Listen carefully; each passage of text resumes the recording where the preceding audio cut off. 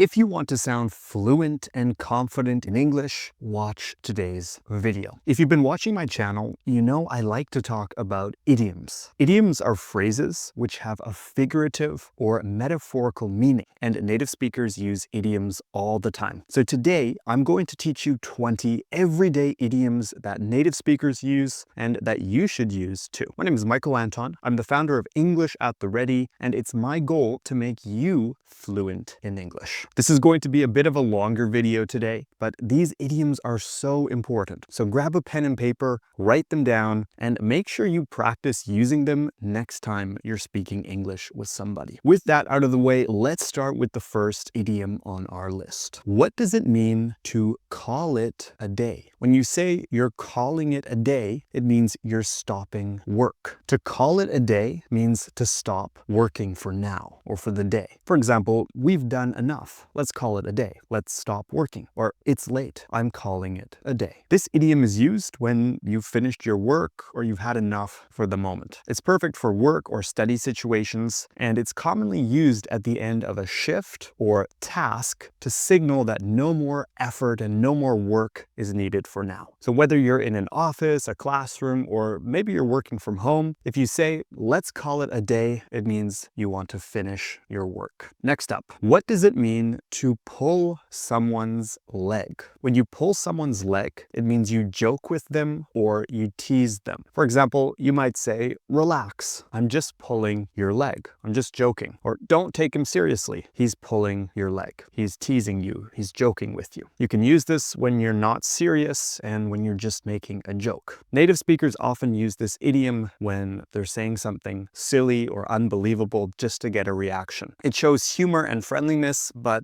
it's best used with people you know well. Now, moving on, here's an idiom you can use if you're feeling sick.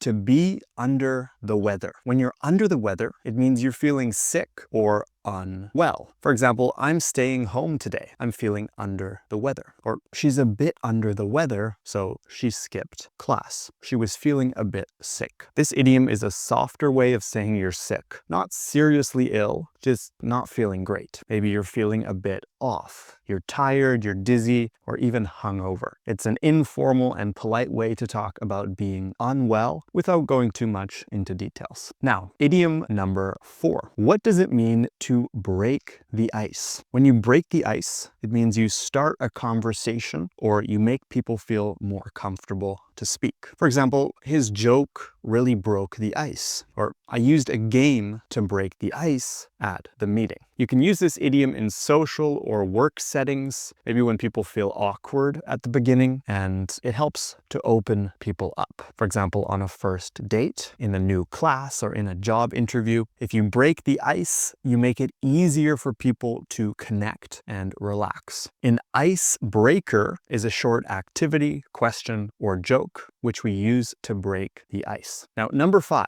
what does it mean to let the cat out of the bag? When you let the cat out of the bag, it means you accidentally reveal a secret. For example, he let the cat out of the bag about her surprise party. Or don't let the cat out of the bag. I haven't told anyone yet. You can use this idiom when someone says something they shouldn't have. For example, they reveal something too early or by accident. It normally applies to secrets, announcements, or plans that were meant to be kept hidden until someone lets it slip. Next up, what does it mean when something costs an arm and a leg? When something costs an arm and a leg, it's very expensive. For example, this car cost an arm and a leg. Or the wedding must have cost an arm and a leg. Must have been very expensive. This idiom adds a bit of emotion, normally frustration, and it emphasizes something that wasn't just expensive, it was painfully expensive. Maybe luxury items, travel costs, or unexpected repair bills. It cost an arm and a leg. Now, what does it mean to spill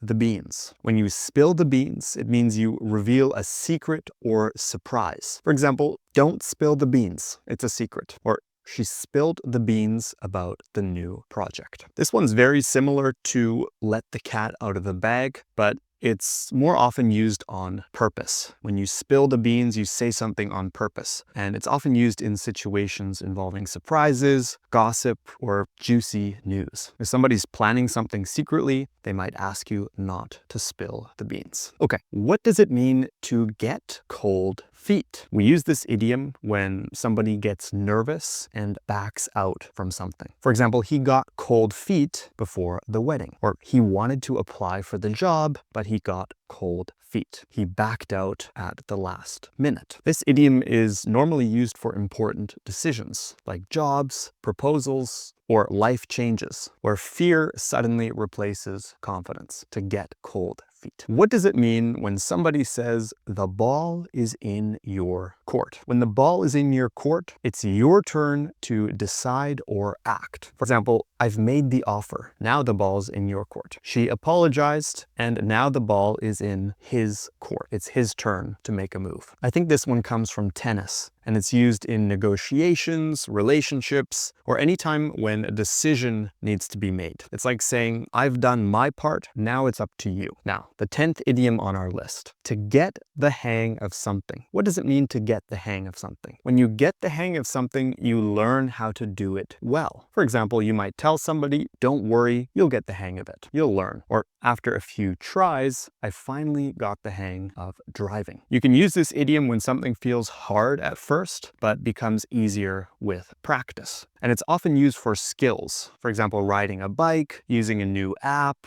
or even speaking in public. The more you do it, the more natural it feels, and you get the hang of it. Now, before we continue the video, if you're serious about sounding fluent in English, I've created a free fluency training that walks you through my full method of improving your English using your computer, your phone, and the internet. It's already helped over 14,000 students speak English more confidently, and you can get it for free by clicking the link in the description below. And hey, if you're learning something right now, make sure to hit the like button, subscribe to English at the Ready here on YouTube, and don't forget to comment what's your favorite idiom so far. Now, with that out of the way, let's continue and get into the next idiom. You can use this next idiom after doing something stressful, to blow off steam. When you blow off steam, it means you release stress or frustration. For example, he plays video games to blow off steam, or go for a walk. You need to blow off some steam. When you blow off steam, it's about releasing emotional pressure. It could involve exercise, talking to a friend, or doing something fun to feel better, to cool down and to stay calm, to blow off steam. Next up, what does it mean when something is up in the air? When something is up in the air, it's uncertain or undecided. You don't know yet. It's up in the air. For example, our vacation plans are still up in the air, or everything's up in the air until we get confirmation. This idiom works for any situation that isn't finalized. For example, plans, jobs, or decisions. It gives the appearance of something floating up in the air with no clear direction. And again, you can use it whenever you don't know what's going to happen, whenever something is up in the air. What does it mean to go the extra mile? When you go the extra mile, it means you do more than expected. For example, she always goes the extra mile for her clients. If you want to succeed, go the extra mile. Do more than necessary, do more than expected. This one's great for business or motivation, and you can use it when you help somebody, when you finish a task, or you add value to something, maybe at work or at school. You go the extra mile. It's a good thing. What does it mean when somebody says, let's go back to square one? When you go back to square one, it means you start over again from the beginning. For example, my hard drive crashed, and now I'm back to square one. Or the plan failed, so now it's back to square one. You can use this when a project or a plan fails and you need to restart from the beginning. It's often frustrating when something like this happens, but